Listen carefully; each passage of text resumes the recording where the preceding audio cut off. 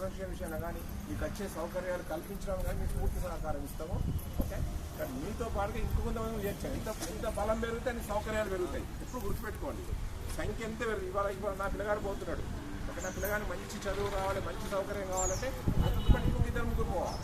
బలం పెరుగుతాను, విద్యార్థి సంఖ్య పెరుగుతాను, బలం పెరుగుతాను, ప్రభుత్వం సౌకర్యాలు పెరుగుతాయి. గుర్తుపెట్టుకుంటారు, సౌకర్యాలు పెరుగుతాయి. మనం 5-10 మంది పిల్లలతో సౌకర్యాలు కావాలంటే రావు.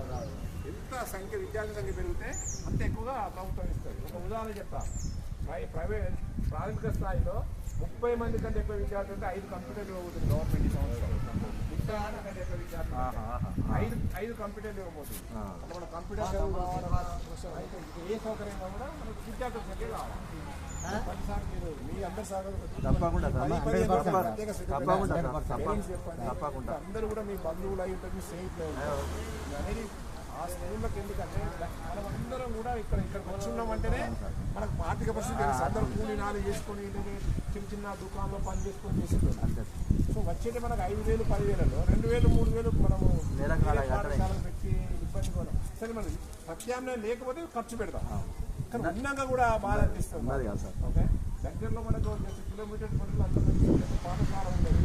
ఓకే, ఉన్నా కూడా మనం ఖర్చు పెట్టుకోవడం అనేది డబ్బులు డబ్బులు పారేసుకుంటాం. అందరి సహకారంతో మరి ఎక్కడికి మన ఆహ్వానం కలుపుకుంటా ప్రాథమిక పాత్ర మరి ఓకేనమ్మా. మరి ఓకే సార్, మన హై స్కూల్ పిల్లలు ఇప్పుడు 9th క్లాస్ అమ్మాయి, అరే మన విదిష ఏదమ్మా, ఇప్పుడు 9th క్లాస్ అమ్మాయి ఏ స్కూల్ విషయానికి పోయేది, వాళ్ళ ఇల్లు ఎక్కడ? గిరి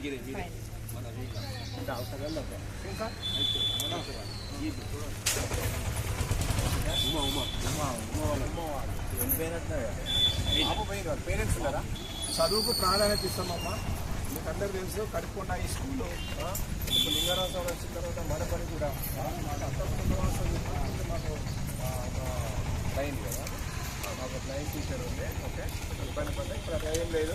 మంచిగా మేడం కూడా మొదటి నుంచి అక్కడ లింగరాజు అయితే బలోపేతమైంది. మా స్కూల్ మీకు అందరూ తెలుసు.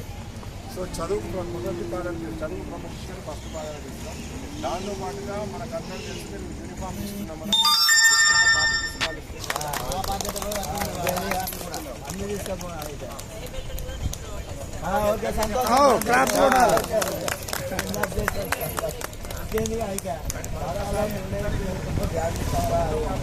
డబ్బులు వేస్ట్ చేసుకోకుండా సార్ పని చెప్పిండు, మాకంటే మేము చెప్పాను సార్ చెప్పిండు.